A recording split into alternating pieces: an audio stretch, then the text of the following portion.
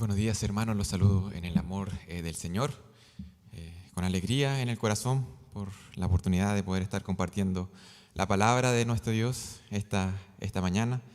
Nuestro hermano Roberto se recordaba a nuestro pastor Walter, que se encuentra en su hogar en este momento, enfermito, junto con otros hermanos que salieron de Santiago como orábamos, y otros hermanos también que se encuentran enfermos. Hay que continuar orando por ellos. Esta semana hoy vamos a estar en este momento estudiando la palabra de nuestro Dios, pero antes de decir cualquier cosa, me gustaría que me pudieran acompañar en oración por este tiempo, para que nuestros oídos, nuestra mente, nuestros corazones puedan estar atentos a lo que el Señor nos quiere entregar esta mañana.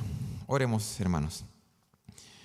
Amado Padre Celestial, gracias te damos, Señor bendito, por este día en que tu iglesia se congrega, se junta para poder exaltar tu nombre. Exaltamos tu nombre a través de los cánticos. Declarábamos con nuestros labios quién es el único digno y santo de toda alabanza, de toda adoración. También exaltamos tu nombre a través de nuestras oraciones, reflejando, Señor, expresando nuestra dependencia hacia ti. Y en esta hora, Señor, queremos también glorificarte, exaltarte y alabarte a través de la exposición de tu palabra. Que este momento, Señor, sea un tiempo de alabanza, de adoración, que nuestras mentes y nuestros corazones puedan estar atentos. Cada uno de nosotros llega de diferente manera, con diferentes quizás problemas, cargas, responsabilidades a este lugar.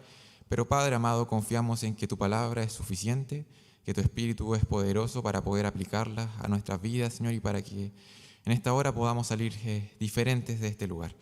Te pedimos esto en el nombre de tu Hijo amado Jesucristo, nuestro Salvador. Amén. Hace algunas décadas atrás, mis hermanos, en el siglo pasado, hubo un amplio debate dentro del mundo cristiano y dentro del mundo en general acerca de las Escrituras, acerca de la naturaleza de las Escrituras y específicamente acerca de la persona de nuestro Salvador Jesucristo y de su obra. Hubo un amplio debate acerca de Jesús. ¿Realmente Él existió? ¿Realmente Él anduvo por esta tierra? ¿Realmente Jesús hizo lo que la Biblia dijo que hizo? En ese tiempo se hablaba mucho acerca de las evidencias históricas que habían para poder explicar estos asuntos. La Biblia dice algo, ¿y qué dicen las evidencias? Y la pregunta más crucial que se hacía en ese tiempo era, ¿realmente Jesús resucitó? En ese tiempo el mundo respondió a esa pregunta de cierta manera. Sin embargo, hoy en día esa pregunta y el mundo ha cambiado y se responde de una manera bastante diferente. En ese tiempo, a la pregunta de que si Jesús realmente existió y si Jesús realmente resucitó, el mundo y el auge de la ciencia, ¿verdad?, comenzó a responder al cristianismo, a oponerse al cristianismo. Comenzaron a decir que las leyes naturales no se pueden violar. Por lo que un milagro que viola las leyes naturales, ¿verdad?, es un mito. Se comenzó a decir décadas atrás. Y en base a eso mismo se comenzó a decir que la ciencia no permite las resurrecciones, por lo que Cristo no podría haber resucitado. Ciertamente nosotros sabemos que hay evidencia suficiente para sustentar la resurrección de nuestro Salvador. Sin embargo, hoy en día estas preguntas, no sé si ustedes las han escuchado, pero hoy en día en el mundo, en la sociedad, junto a las personas que nosotros nos movemos en nuestros trabajos, universidad, colegio, pareciera que no se está haciendo estas preguntas. Hoy en día no hay muchas conversaciones, no hay mucho debate en cuanto a la veracidad de las Escrituras y específicamente acerca de la realidad de este Salvador que anduvo en este mundo. No se suele hablar de eso, la gente no se cuestiona eso. Y es que hoy en día, más allá de las leyes naturales, de lo que puede ser posible o no puede ser posible, pareciera que hay una ley personal en cada individuo, en donde independiente de que si algo sucedió o no se sucedió, si a mí no me importa, bueno, da igual. Independiente si es que hay suficiente evidencia de la resurrección, de la vida de nuestro Salvador, independiente de eso, si es que yo no quiero que afecte mi vida, Si es que yo no quiero que esa sea mi verdad, bueno, no lo será. Por lo que no vamos un paso más allá a entrar quizás en conversaciones acerca de Jesús, porque nos topamos con una muralla en que eso a mí no me importa. Puede haber sido verdad, puede haber sido mentira, pero si no me importa, no tengo para qué hablar de eso. Ese es el pensamiento que hoy en día hay en la sociedad, mis hermanos. Sin embargo, si nosotros lo pensamos, el hablar de Jesús y el tener un concepto adecuado de quién es Jesús es fundamental para la vida de cualquier persona. Y más aún, hermanos, el tener un concepto adecuado de Jesús para el cristiano es fundamental.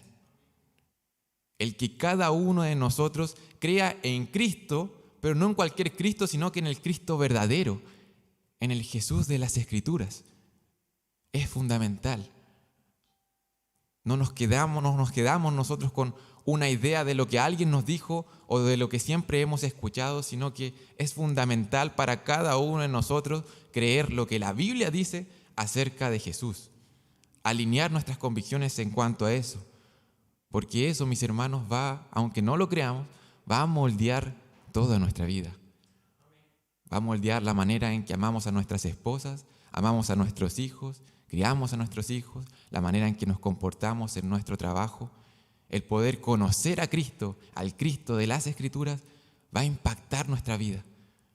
No vamos a salir indiferentes al conocer a esta persona. Es fundamental. El sermón del día de hoy se titula Confesando al verdadero Cristo. Confesando al verdadero Cristo. Y el apóstol Juan, en su primera carta, al escribir a este conjunto de iglesias, a las cuales de a poco hemos ido conociendo, ¿verdad? Semana tras semana estamos estudiando el libro de Juan, esta primera carta que escribe Juan.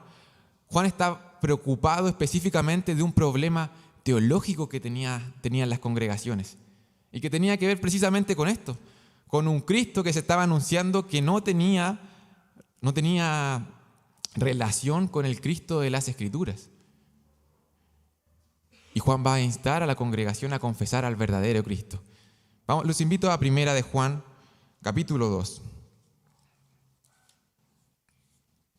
Primera de Juan, capítulo 2. Vamos a estar en los versículos 18 al versículo 23. Primera de Juan 2, versículo 18 al 23. Vamos a hacer algo que normalmente no hacemos, pero vamos a leerlo todos juntos, esta porción de las Escrituras, aprovechando que estamos juntos. Vamos a unir nuestras voces para leer la palabra de Dios. Primera de Juan, capítulo 2, versículo 18 al 23. Y la palabra de nuestro Dios dice: Hijitos, ya es el último tiempo, y según vosotros oísteis que el anticristo viene. Así ahora han surgido muchos anticristos. Por esto conocemos que es el último tiempo. Salieron de nosotros, pero no eran de nosotros, porque hubiesen sido de nosotros, habrían permanecido con nosotros. Pero salieron para que se manifestase que no todos son de nosotros. Pero vosotros tenéis la unción del Santo y conocéis todas las cosas. No os he escrito como si ignoraseis la verdad, sino porque la conocéis y porque ninguna mentira procede de la verdad. ¿Quién es el mentiroso sino el que niega que Jesús es el Cristo? Este es anticristo, el que niega al Padre y al Hijo. Todo aquel que niega al Hijo tampoco tiene al Padre. El que confiesa al Hijo tiene también al Padre. El apóstol Juan está escribiendo a la congregación y, como anuncié, estaba ocurriendo algo dentro de las congregaciones. Había un problema, había algo frente a lo cual los creyentes tenían que estar alerta. Y este problema es que, y lo veíamos en los primeros pasajes, que habían personas que se estaban oponiendo a Cristo dentro de la congregación. Era importante que los creyentes pudieran tener certeza, convicciones seguras de quién es Jesús. ¿Por qué? Porque al interior de las congregaciones estaban surgiendo opositores a Cristo. Eso es lo primero que tenemos que tener claridad, y eso es la primera señal de alerta a la que Juan nos quiere llevar. Tener cuidado de lo que pueda acontecer en nuestras congregaciones.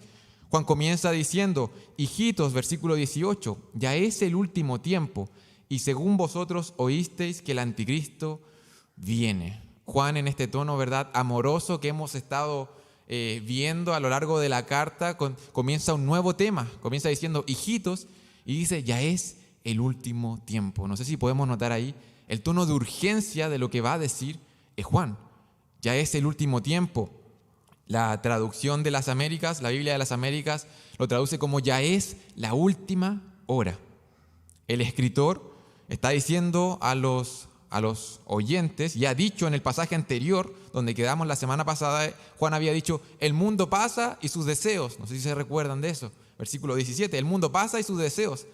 Ahora es como si estuviera diciendo: literalmente está pasando. Está llegando a su fin. Está diciendo: ya es el último tiempo, porque Juan está subrayando la urgencia del tiempo en el que se estaba viviendo. La urgencia del tiempo en el que se está viviendo. Y la urgencia del tiempo, mis hermanos, en el que estamos viviendo hoy, 2000 años después. Si es que Juan afirma que él y los oyentes y las iglesias estaban en los últimos tiempos, para nosotros este llamado es aún más urgente. Ya es el último tiempo, dice la palabra de Dios. Ahora, una pregunta que nos surge al ir a este texto es: ¿a qué se refiere la palabra de Dios cuando está diciendo que ya es el último tiempo? ¿A qué está apuntando? ¿Cómo nosotros, los creyentes de la iglesia, debiéramos tomar esta afirmación: ya es el último tiempo? Nosotros entendemos que la Biblia, al hablar de los acontecimientos que están por venir, habla acerca y afirma un rapto de la iglesia. Cristo vendrá por su iglesia. Cristo vendrá a buscar a su iglesia, a la congregación de los santos. Y luego de eso entendemos que va a venir un periodo de tribulación sobre la tierra, sobre el mundo. Un periodo de juicio, especialmente sobre la nación de Israel. Un llamado al arrepentimiento también en este periodo de tribulación. Para luego, el Mesías vendrá en su segunda venida de manera literal, de manera física, a este mundo a reinar. Eso entendemos como los acontecimientos que están por venir. Un rapto, el arrebatamiento de la iglesia, un periodo de tribulación y la venida del Mesías a la tierra a reinar de manera literal, de manera terrenal. Eso entendemos nosotros como los acontecimientos que están por venir. Ahora, ¿podemos decir, hermanos, que estamos hoy en los últimos tiempos? En base a esos acontecimientos escatológicos, esos acontecimientos que están por venir, ¿podemos los creyentes afirmar que estamos en los últimos tiempos? Bueno, la palabra está afirmando eso.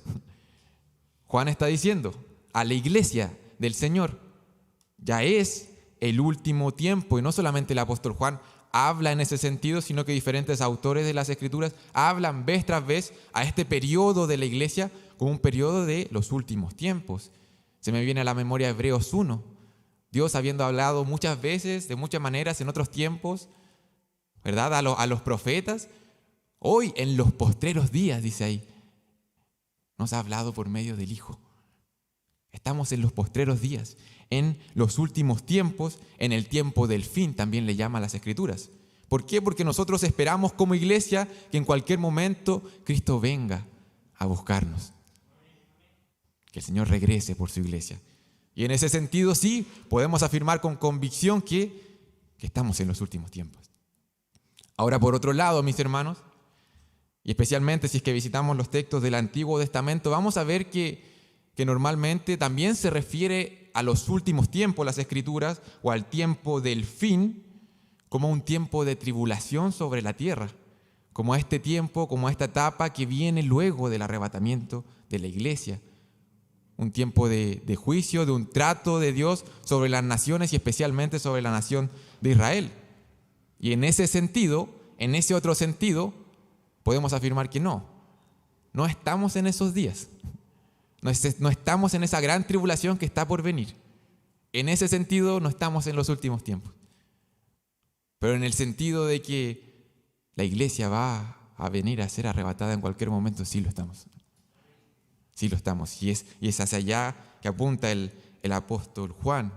Este tono de urgencia y este tono también de inminencia de la venida de Cristo con el cual los creyentes de la era de la iglesia debemos vivir.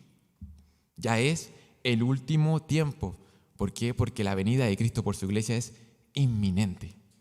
Es inminente. Y cuando visitamos los textos del Nuevo Testamento podemos ver que los autores vez tras vez nos transmiten esa inminencia que va a ocurrir en cualquier momento, que Cristo viene por su iglesia. Y este hecho, el hecho de que vendrá de nuevo y que su venida puede ser muy pronto, ha sido por durante cientos de años, mis hermanos, una de las esperanzas más grandes que tiene el pueblo de Dios. Y no podemos permitir no recordar esta verdad o no predicar esta verdad. Cristo viene. Como dije, Juan está subrayando la urgencia del tiempo en el que vivimos. Ahora Juan dice, hijitos, ya es el último tiempo y según vosotros oísteis que el anticristo viene. Y según vosotros oísteis, el anticristo viene. Aquí uno cuando se acerca a este texto, quizás en su devocional de la mañana, en donde quizás no tiene tanto tiempo para poder acercarse a la palabra de Dios, se topa con un texto así y uno sabe que probablemente requiere un estudio mayor. Es el último tiempo y según vosotros oísteis que el anticristo viene. ¿Quién es esa figura, esta persona? ¿Qué significa lo que está diciendo Juan acá?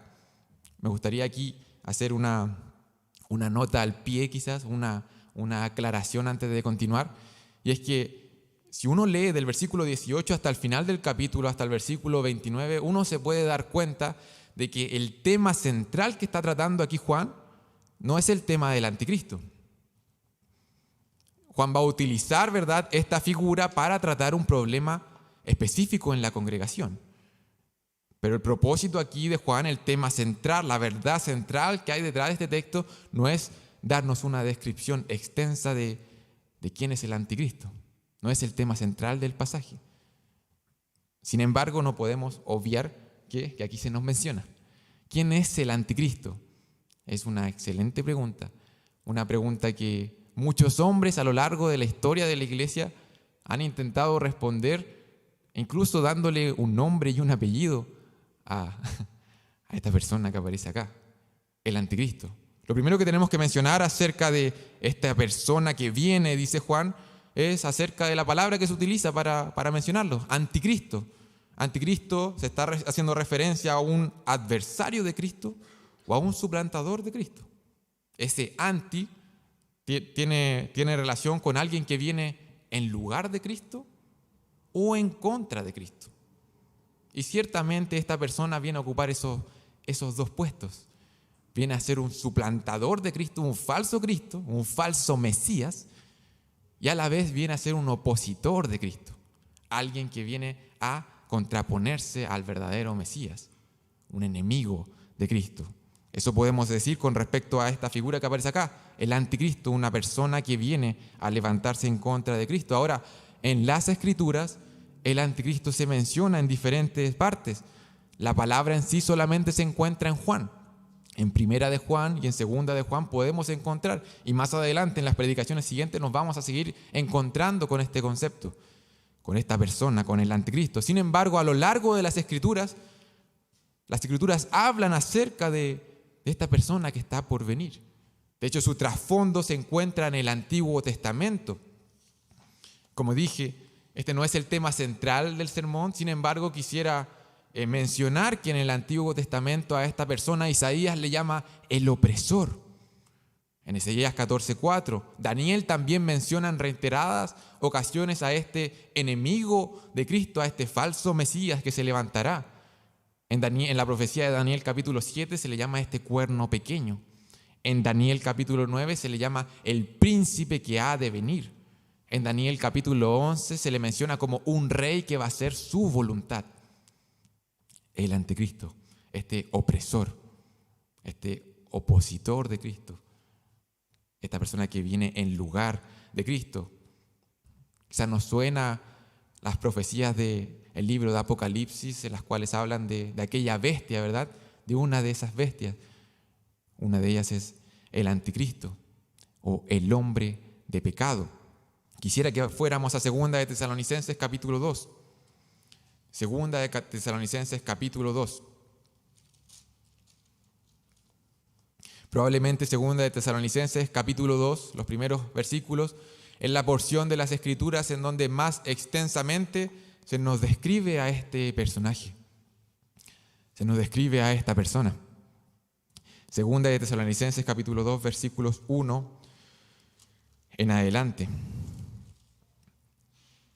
Dice la palabra de Dios: porque vosotros mismos sabéis, hermanos, que nuestra visita a vosotros no resultó vana.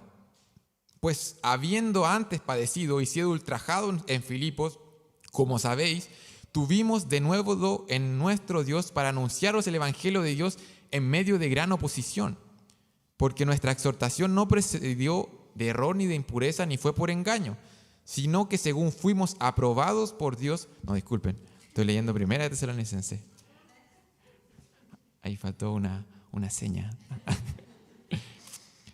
2 de Tesalonicenses capítulo 2. Dice: pero con respecto a la venida de nuestro Señor Jesucristo, ahí está, y nuestra reunión con Él, os rogamos, hermanos, que no os dejéis mover fácilmente de vuestro modo de pensar, ni os conturbéis ni por espíritu, ni por palabra, ni por carta, como si fuera nuestra, en el sentido en el que el día del Señor está cerca. La iglesia de Tesalónica tenía un problema y quizás estaba bastante confundida con respecto a la venida del Señor. Ellos creían que Cristo había venido ya y que estaban en la gran tribulación, estaban pasando la tribulación. Pablo les anuncia: no, tengan claridad con lo que yo les enseñé. Continúa Pablo hablando: nadie os engañe en ninguna manera, porque no vendrá el día del Señor, sin que antes venga la apostasía y se manifieste el hombre de pecado, el hijo de perdición, el cual se opone y se levanta contra todo lo que se llama Dios o es objeto de culto, tanto que se sienta en el templo de Dios como Dios, haciéndose pasar por Dios. Un suplantador. ¿No os acordáis que cuando yo estaba todavía con vosotros os decía esto? Y ahora vosotros sabéis lo que lo detiene, a fin de que a su debido tiempo se manifieste, porque ya está en acción el misterio de la iniquidad, solo que hay quien al presente lo detiene, hasta que él a su vez sea quitado de en medio, y entonces se manifestará aquel inicuo, a quien el Señor matará con el espíritu de su boca y destruirá con el resplandor de su venida. Inicuo, cuyo advenimiento es por obra de Satanás, con gran poder y señales y prodigios mentirosos, y con todo engaño de iniquidad para los que se pierden, por cuanto no recibieron el amor de la verdad para ser salvos. Por esto Dios les envía un poder engañoso para que crean la mentira, a fin de que sean condenados todos los que no creyeron en la verdad, sino que se complacieron en la injusticia. Un hombre inicuo, un hombre de pecado, el anticristo. Esta es, como dije, la descripción quizás más extensa de esta persona, y como lo podemos ver ahí en Tesalonicenses y como lo podemos ver acá en Primera de Juan, las Escrituras están apuntando claramente a una persona. Tal cual como el Antiguo Testamento nos anunciaba a la persona de Cristo, y que vino Jesús, nuestro Salvador, ¿verdad?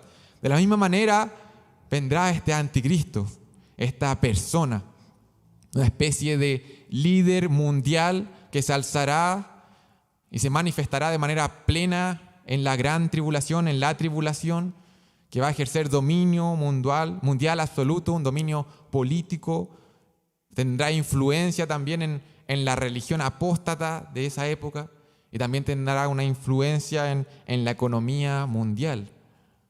¿Antes de qué? Antes de sufrir al final de la tribulación la completa derrota a manos de Cristo. Apocalipsis afirma que será arrojado al abismo, será derrotado por nuestro Salvador, el verdadero Mesías que volverá a esta tierra. Ahora, mis hermanos, volviendo al texto de Juan y concentrándonos con lo que la palabra de Dios quiere decirnos aquí, porque Juan nos habla de esta persona. Algunos autores afirman o les gusta decir que este anticristo va a ser de cierta manera una encarnación de Satanás. De cierta manera, como el Cristo es Dios encarnado. Algunos postulan eso no porque sea Satanás, sino porque viene con esa maldad, con esa actitud, con esa oposición. Viene de esa manera a la tierra. Y ahora el tema que está tratando Juan es de tanta seriedad que habla acerca de esta persona y la motivación de este anticristo para decir que en la congregación hay muchos anticristos, dice Juan.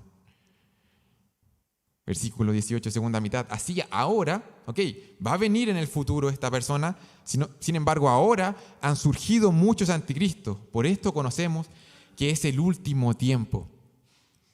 Las iglesias a las cuales Juan le está escribiendo, y como lo hemos mencionado anteriormente, estaban negando que Jesús es el Cristo. Algunos podían pensar que Jesús había sido un humano, que había venido a él el espíritu del Mesías. Y cuando murió Jesús, el espíritu del Mesías se fue y volvió a ser un humano. Estaban distorsionando quién era Cristo. Negaban la encarnación de Dios. Ese era el problema de las iglesias a las cuales Juan le estaba escribiendo. Y es un problema grave. Es un problema grave, es un problema que atenta contra el fundamento de lo que creemos nosotros. Y es por eso que Juan utiliza este lenguaje. Dice, esas personas son anticristos. No en el sentido que se crean mesías ellas o que vengan a suplantar a Cristo, sino que son personas que están oponiéndose abiertamente al Cristo de las Escrituras. Están teniendo la misma actitud, el mismo espíritu, el mismo sentir de ese hombre inicuo, de ese hombre de pecado que vendrá en el futuro. Esa es la gravedad de este asunto. Y aún más, dice la palabra, han surgido muchas personas que se oponen a Cristo, por esto conocemos que es el último tiempo. No solamente aquí en Juan se nos afirma esto, sino que a lo largo de otras cartas se nos anuncia de que pareciera haber una tendencia general hacia el final de los tiempos. Una tendencia que a nosotros los creyentes nos advierte a tener los ojos bien abiertos acerca de las creencias y acerca del modo de vida que se está viendo en las congregaciones. ¿Por qué? Porque aquí no estamos hablando acerca de algo que está sucediendo fuera de la iglesia. Juan no está hablando acerca de eso, sino que está hablando acerca de algo que estaba sucediendo dentro, al interior de la iglesia. Había un declive específico dentro de la iglesia, una negación de Jesús. Y esto es un signo, es una señal de que son los últimos tiempos, de que va a ser una tendencia general. Ocurrirá esto. Y los creyentes tenemos que tener los ojos bien abiertos porque dentro de las congregaciones ocurre ese tipo de cosas. De hecho, el versículo 19, y quizás es el texto más conocido en estos pasajes, Juan habla explícitamente acerca de este problema en las congregaciones. Dice, salieron de nosotros, pero no eran de nosotros, porque si hubiesen sido de nosotros habrían permanecido con nosotros, pero salieron para que se manifestase que no todos son de nosotros. Esas personas en algún momento lo más probable es que hayan sido miembros de la congregación, hayan servido en las congregaciones, hayan compartido y hayan gozado de las bendiciones que gozamos al estar dentro de la congregación de los santos. Sin embargo, por voluntad propia, el texto dice, ellos salieron. No habla de una expulsión por parte de la congregación. Ellos se comenzaron a oponer a Cristo y salieron de las congregaciones. El texto es bastante claro, hermanos, y creo que el texto tiene bastante eco a nuestras vidas, a lo que vivimos los creyentes dentro de las congregaciones. Podemos pensar en nombres de amigos, familia, que en algún momento han estado en este lugar y que hoy abiertamente se oponen a Cristo, lo niegan. La palabra dice que ellos salieron de nosotros, pero en realidad no eran de nosotros, porque si hubiesen sido de nosotros, habrían permanecido con nosotros, pero salieron con un propósito a fin de que se manifestara que no todos son de nosotros. La palabra de Dios aquí en este pasaje es claro. Una persona que se aparta de la iglesia está dando un testimonio con su vida, un testimonio de que su fe no es genuina. Esa es la evidencia, ese es el fruto que está mostrando con esa manera de andar. El apartarse, el no permanecer, es un signo, es una señal, es una evidencia de una fe no genuina. Por otro lado, podemos verlo del otro lado, los creyentes permanecen juntos. Hermanos, los creyentes permanecen juntos. Aquí está en este pasaje una de las expresiones más claras de la palabra de Dios, de algo que ocurre aquí, en este momento, en esta congregación. Nosotros hoy nos podemos reconocer unos a otros como iglesia. Sin embargo, el Señor es el que conoce a los suyos. El Señor es el que puede conocer la condición espiritual de cada uno de nosotros de manera sincera, de manera transparente. Frente a Él vas a tener que rendir cuentas. Hoy nosotros podemos vernos, como dije, podemos reconocernos, pero es el Señor el que conoce la condición espiritual. Nosotros no sabemos quiénes van a continuar en este lugar o en otro lugar, pero que continúen en una congregación en 5 años más, en 10 años más. Ahí está la importancia, mis hermanos, de predicar abiertamente el Evangelio vez tras vez, de que nuestras estructuras como iglesia, de la manera en que las conversaciones que tenemos entre la congregación puedan dar reflejo del Evangelio. Eso es lo que necesita un no creyente y un creyente. Eso es lo que tenemos que hacer nosotros aquí en la congregación. Ahora, mis hermanos, este texto nos llama a reconocer esta realidad, a reconocer que dentro de las congregaciones habrán personas que no sean creyentes. Sin embargo, a nosotros hoy no nos toca intentar discernir la condición espiritual de cada uno, sino que nos toca predicar el Evangelio, ser fieles a eso, y también nos toca de manera personal a cada uno de nosotros el perseverar. Va a llegar esto hasta arriba.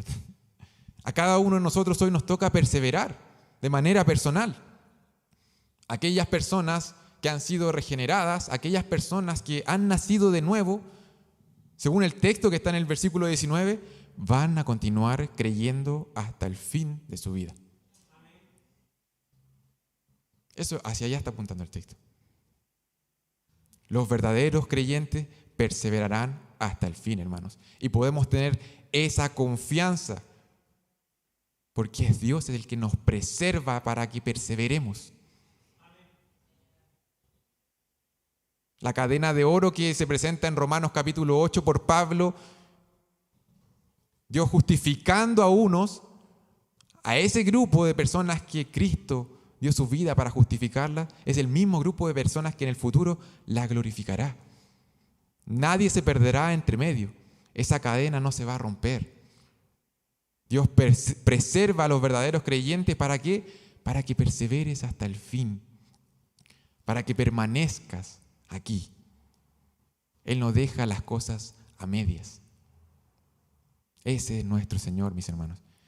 Y el llamado en esta primera mitad es a eso, a perseverar en el Señor, a reconocer que una fe genuina es una fe que persevera, más allá de las circunstancias, más allá de los problemas, más allá incluso de las cosas que podamos enfrentar, los retos que podamos enfrentar dentro de cada una de las congregaciones, hermanos. El llamado es a perseverar en el Señor. No sé si podemos darnos cuenta aquí la importancia de tener un concepto adecuado de quién es Jesús, de quién es el Cristo, de conocerle realmente a Él, de tener un encuentro personal con Él. Y es que el no hacerlo va a llevarnos a tener una idea propia, una idea creada, un falso Mesías en nuestra mente, que finalmente nos va a llevar a salir de la congregación. Aquellas personas que realmente han conocido a Cristo, aquellas personas que realmente han bebido del agua viva, no andarán buscando en otras fuentes de agua, porque están saciados en Él, le han conocido a Él, permanecerán en Él, le amarán y caminarán como Él quiere que caminen, Eso es lo que decía Cristo. Si me amáis, guardad mis mandamientos. Hermano, amiga, persevera en el Señor. Persevera en el Señor. En esta primera mitad hemos visto que como creyentes tenemos que reconocer una realidad. Habrán personas con falsas enseñanzas, habrán falsos maestros que a lo largo de la historia, ¿verdad?, se alzarán, y que el hecho de que personas abandonen la iglesia es una evidencia que tienen una necesidad de conocer al verdadero Cristo de las Escrituras. Eso es lo primero a lo que Juan nos llama. Ahora, mis hermanos, no solo el abandono de una persona, de una congregación, nos debiera servir a nosotros como evidencia de que quizás lo que estaba afirmando o de que su enseñanza no era correcta. No solamente eso, sino que en esta segunda mitad la palabra de Dios afirma de que los creyentes podemos conocer la verdad. Y al conocer la verdad debiéramos tener el discernimiento para identificar la mentira. Mira qué importante. Los creyentes debiéramos tener el discernimiento para poder conocer la verdad e identificar la mentira. Versículo 20-21 dice: pero vosotros tenéis la unción del Santo y conocéis todas las cosas. No os he escrito como si ignoraseis la verdad, sino porque la conocéis y porque ninguna mentira procede de la verdad. Aquí está hablando a creyentes nuevamente y dice que tienen la unción del Santo y que pueden conocer todas las cosas. Hay un conocimiento verdadero, valga la redundancia, de la verdad, gracias a esta unción que tienen los hijos de Dios. Ahora, ¿qué es esta unción de la cual Juan está hablando?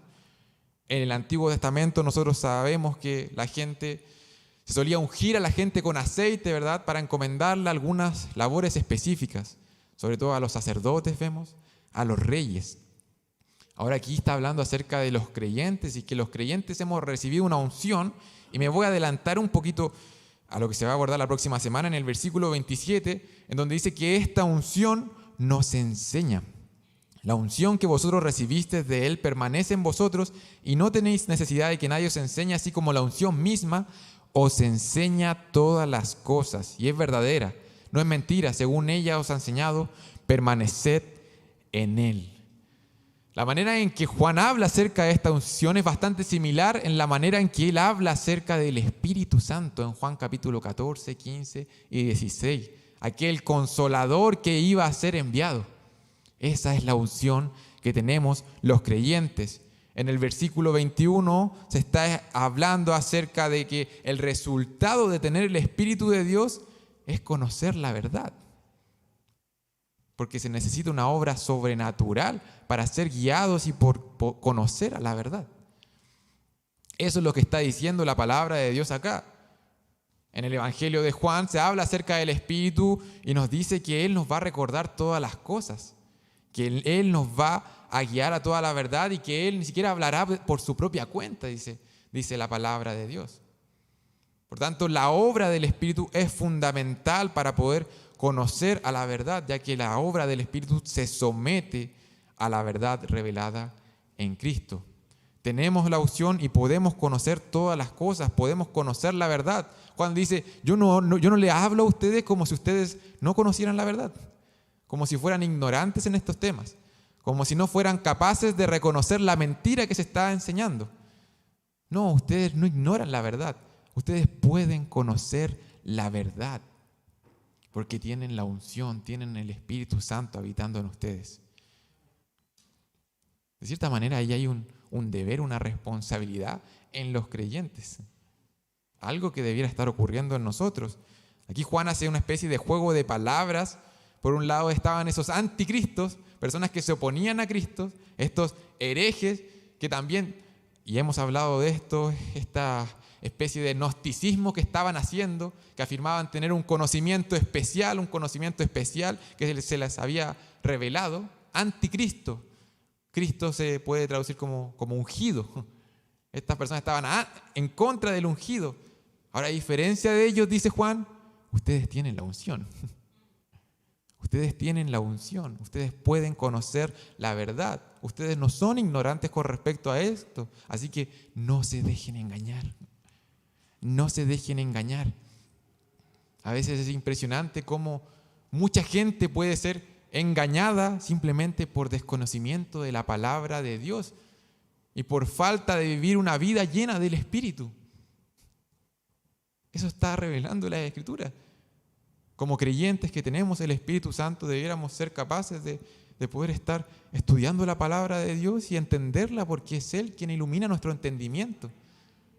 Ahora, cuando somos engañados en este sentido, estamos revelando de que hay algo que está fallando dentro de nosotros.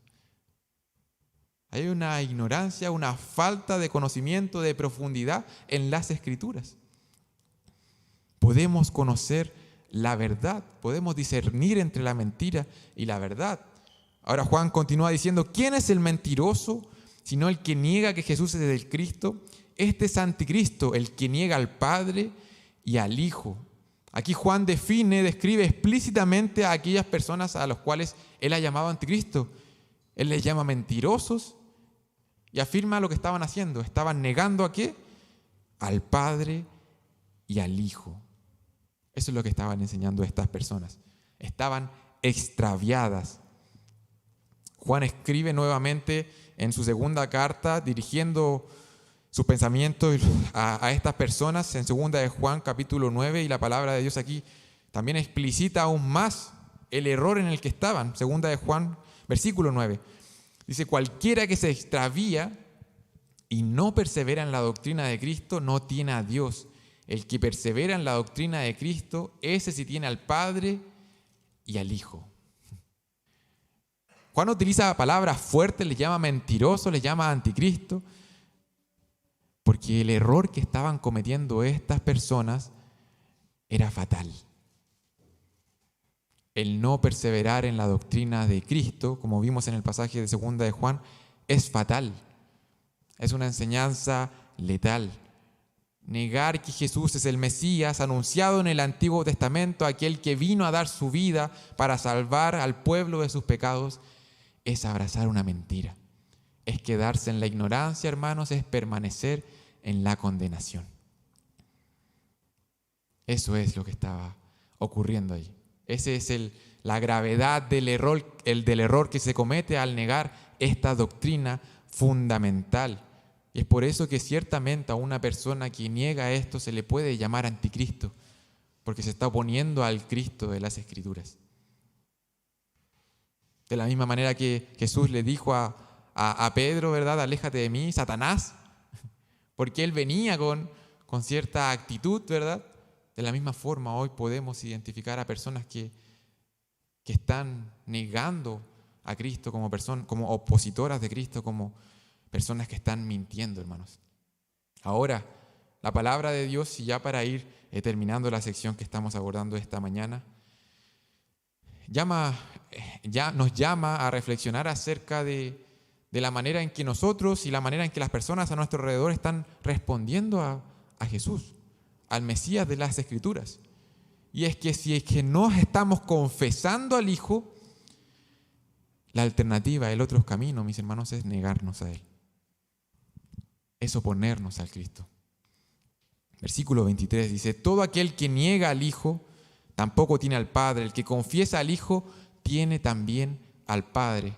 Mis hermanos, el ser cristiano, la salvación, depende de que confesemos con nuestra boca que Jesús es el Señor y que creyamos en nuestros corazones que Dios lo levantó de los muertos.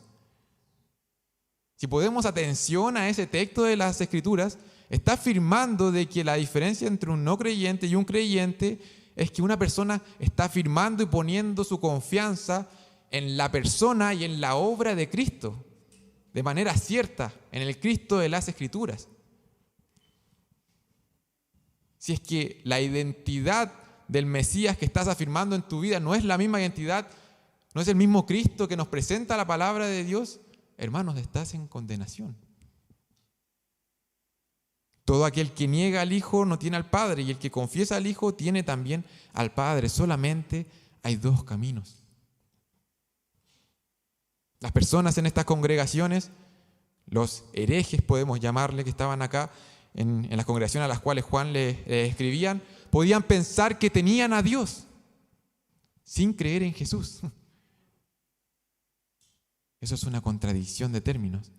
Estaban completamente equivocados. Nosotros sabemos que solamente por el Hijo sabemos que Dios es Padre. Y solamente por el Hijo y su muerte en nuestro lugar podemos tener acceso a Dios como Padre. Solamente por Él. Y es por eso que dice que todo aquel que niega al Hijo tampoco tiene al Padre. Lo está negando también a Él. Solo hay dos cursos: confesión o negación, hermanos. Y aquí está la importancia de, como creyentes, que nos aferremos a nuestra confesión cristiana, a que no nos dejemos influir por algunas sutilezas, por algunas cosas extrañas que andan dando vueltas. Yo al comienzo citaba un problema que tiene relación con el liberalismo teológico, con el comenzar a cuestionar las Escrituras, la veracidad de las Escrituras, la inerrancia de las Escrituras. Algo fundamental que es atacado, mis hermanos, no podemos ceder. Hoy en día también han surgido movimientos judaizantes dentro del cristianismo protestante, que están poniendo cargas que la palabra de Dios no nos manda a llevar. Mis hermanos, acerquémonos a las Escrituras, estudiemos la palabra de Dios, conozcamos al Cristo de las Escrituras, porque por medio de Él podemos tener salvación, por medio de Él podemos tener al Padre, dice el versículo 23. Mira qué hermosa expresión utiliza Juan. El que confiesa al Hijo tiene también al Padre. En otras porciones de la palabra de Dios habla acerca de tener a Dios. Eso es lo que tiene un creyente. Es una expresión poco común en el Nuevo Testamento, pero está en el corazón del cristianismo. Ciertamente nuestra comunión con Dios se puede ver como un tenerle a Él. Le tenemos a Él, hermanos. Sí, podemos ver en la palabra de Dios que nosotros somos posesión de Dios. Pero en otros textos, en algunos salmos, se habla de Jehová como nuestra porción, como nuestra herencia, hermanos. Dios es por nosotros, le tenemos en Cristo. ¡Qué maravillosa verdad! Tenemos aquellos que hemos confesado al Hijo como Señor y Salvador.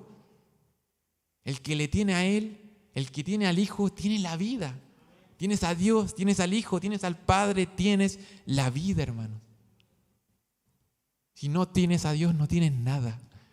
Si le tienes a Él, lo tienes todo. Hermanos, en esta última mitad había un llamado a distinguir la verdad de la mentira. Los creyentes tenemos el Espíritu Santo y debiéramos estar con los ojos bien abiertos, discerniendo, estudiando la palabra de Dios, verificando que las cosas que se estén diciendo, incluso aquí en este púlpito, sean así como la palabra de Dios lo dice. Eso es lo que debemos hacer, mis hermanos. Ahora, quisiera terminar con una pequeña, quizás, advertencia o una oración que debiera estar en nuestros corazones en base a esto último que hemos visto. Debiéramos estar orando en nuestros corazones, mis hermanos, por sabiduría, que el Señor nos sea dando sabiduría, discernimiento para poder pelear esas batallas que tenemos que pelear.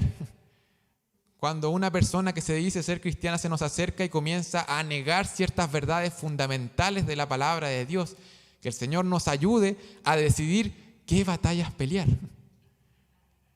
Cuando se está atacando las bases de lo que creemos, el fundamento, mis hermanos, es algo serio, vimos. Es algo serio, es algo de vida o muerte y tenemos que dar esa batalla.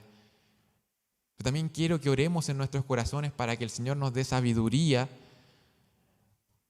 para no pelear ciertas batallas que no son de vida o muerte en ese sentido. ¿A qué me refiero? Antiguamente en la guerra, cuando se atendía a las personas que venían heridos, Los médicos a veces atendían solamente por orden de llegada o incluso a veces atendían a las personas por rango. Si llegaba una persona de un rango más alto, a pesar de que su herida no fuera de tanta gravedad, se la atendía primero. Esto cambió en los tiempos de Napoleón. Los médicos comenzaron a funcionar de una manera diferente. Ellos comenzaron a clasificar a los heridos, a clasificar a los enfermos. Y se comenzó a atender a las personas por orden de gravedad. Si la herida que traía ese soldado era de vida o muerte, adelante, lo atendemos de inmediato. La persona que se fracturó un tobillo, la persona que tiene una herida que no es de vida o muerte, bueno, se clasifica y luego la atenderemos, ella puede aguantar. Pero aquel soldado que venía con una herida de vida o muerte, independiente de su rango, vamos a atenderlo de inmediato. Era algo de vital importancia. Había que darle prioridad. Ahora, ese sistema de clasificación, luego se traspasó a los hospitales. Yo creo que la mayoría quizás hemos ido a una urgencia y se nos clasifica y si es que vamos por algo que no es tan grave, sabemos que vamos a tener que esperar. Si llega alguien urgente, se le clasifica con la prioridad máxima y se le atiende de inmediato. Eso salió de la guerra. Y mis hermanos, hoy en día en temas teológicos, en batallas teológicas, deberíamos aplicar el mismo concepto.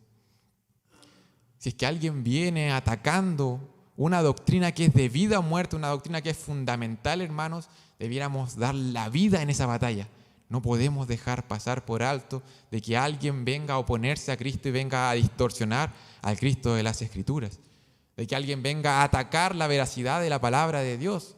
De que alguien venga a negar a nuestro Dios trino. Son cosas por las cuales debemos dar la vida en esa batalla.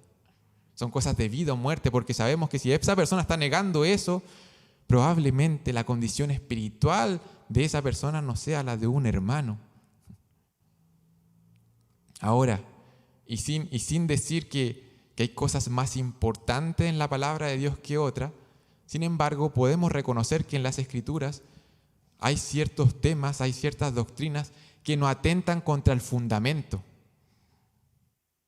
Hay ciertas posiciones con las cuales podemos tener diferencia con unas personas, sin embargo, podemos seguir llamándole hermano. Podemos seguir llamándole hermano. Y es por eso que mi oración esta mañana es que el Señor nos esté ayudando a crecer en sabiduría en este sentido, a tener discernimiento, a dar esas batallas que tenemos que dar ante temas que son cruciales de vida o muerte, para ganar el alma de la persona que tenemos enfrente finalmente, para que esa persona pueda conocer al Cristo de las Escrituras. Ahora, mis hermanos, tengamos sabiduría también para tener esas conversaciones sobre temas que no son de vida y muerte, que podamos seguir mostrando el amor de Cristo en esas conversaciones, que podamos seguir reconociendo que la persona que tenemos enfrente es un hermano, porque Él cree en las cosas que hay que creer para tener vida eterna. Y si coincidimos eso, mis hermanos, las otras cosas podemos conversarlas. Podemos conversarlas. Esta mañana hemos visto 2 puntos. La primera mitad estuvimos hablando acerca de esta realidad que ocurre en las congregaciones, a tener cuidado de estas enseñanzas que surgen de los opositores de Cristo, y luego hemos visto la importancia de discernir entre la verdad y la mentira. La importancia de discernir entre la verdad y la mentira. Mis hermanos, y haciendo quizás honor al título que aparece en la Reina Valera, que es el anticristo, que como hemos visto el tema principal no era eso, pero sin embargo quisiera terminar con una pequeña reflexión acerca de eso. Hoy en día podemos ver en el mundo que todos dicen que necesitamos mejores líderes. Todo el mundo dice que necesitamos mejores líderes, quizás un mejor jefe en tu trabajo, un mejor líder de la nación. Todo el mundo dice que necesitamos ser mejor coordinados, alguien que tenga una dirección clara y que nos guíe. Sin embargo, el corazón de las personas pareciera ser que no quiere un líder, sino que quiere un Mesías. El mundo necesita un Mesías. Sin embargo, el corazón humano anda en busca de un falso Mesías. Un hombre que nos dé respuestas fáciles, simples, rápidas, un hombre que nos justifique nuestro modo de ser, que sí, que castigue a nuestros enemigos, pero que defienda mi egoísmo, que me haga sentir bien conmigo mismo, que me haga sentir cómodo. Los seres humanos buscamos un líder o un Mesías que nos muestre cómo ser los mismos viejos hombres, viejas mujeres de siempre. Mis hermanos, una última exhortación esta mañana, los invito a buscar al Mesías que se nos ha revelado por medio de la palabra de Dios. Aquel Cristo que nos confronta con nuestra manera de vivir, con nuestro pecado, que nos desafía, que nos llama a amarle y a guardar sus mandamientos. Mis hermanos, busquémosle a Él, deleitémonos en Él, en este Cristo de las Escrituras. ¿Cuánta falta nos hace, mis hermanos, en poder crecer en el conocimiento de la persona de nuestro Salvador? Oremos a nuestro Dios.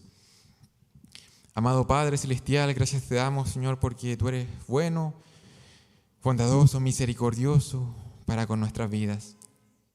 Agradecemos, Señor, por nuestro Salvador Jesucristo, por su persona, por su carácter, por su vida sin mancha, por ese sacrificio en el madero, por la gloriosa resurrección. Padre amado, agradecemos porque hoy podemos confiar en Él. Podemos, Señor, depositar nuestra fe, Señor, en Él, en que Él pagó el precio por nuestro pecado y que no solamente Él llevó la culpa por nuestro pecado, sino que a través de su resurrección Él nos ha dado el poder para vivir una vida agradable delante de sus ojos. Padre amado, en esta mañana te pedimos que nos seas ayudándonos primeramente a conocerte más a través de la palabra. Sé tú, Señor, ayudándonos a ser responsables, Señor, en el estudio de ella. Ayúdanos, Señor, sé tú también trabajando con nuestras emociones, sentimientos, nuestros afectos, que por qué no seas haciendo nacer dentro de nosotros más y más un deleite por tu palabra, que realmente sea como miel a nuestra boca. Padre amado, también oramos para que nos seas ayudando como congregación y aprovechamos de orar, Señor, por las iglesias, por las congregaciones de la región metropolitana, por las congregaciones a lo largo de todo Chile. Padre amado, ayúdanos, Señor, a tener discernimiento, a no transar la verdad que ha sido revelada en tu palabra. Padre amado, ayúdanos, Señor, a reconocer el error, a reconocer la mentira y a poder ser fieles en poder predicar lo que tú ya has dicho, a poder ser fieles en exponer, Señor, a nuestro Salvador y todas las implicancias que eso tiene para nuestras vidas. Padre amado, gracias te damos, Señor, por este tiempo y te pedimos, Señor, estas cosas en el nombre de nuestro glorioso Salvador, el verdadero Mesías, nuestro Salvador Jesús. Amén. Que el Señor los sea bendiciendo, mis hermanos.